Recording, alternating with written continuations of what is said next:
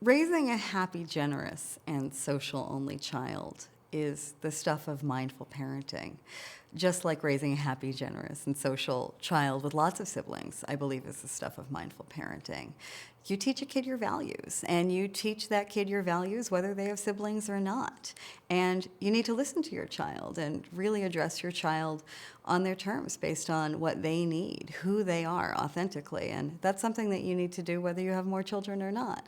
So there are some things that are, I think, particular to having only one. When all of your resources are devoted to one child, you do need to know when to hold back, which means holding back attention at times as much as holding back more financial things like toys or books or any of that. You know, get your kid a library card, or make sure that you know that it doesn't always have to be a new toy all the time. There are ways to be creative, whether you have a lot of money or you don't, whether you have more children or not. But it does take some mindfulness. The other element is making sure that there are other kids around, kids that your child chooses to have really wonderful relationships with, who become their chosen family, who can not only be playmates, but can also help them learn through all the conflict and competition that they're missing out on by not having siblings. Children learn to share, not just with siblings, but also at school and within friendships, and with parents who know how to say no to them. And I think that that's important too, is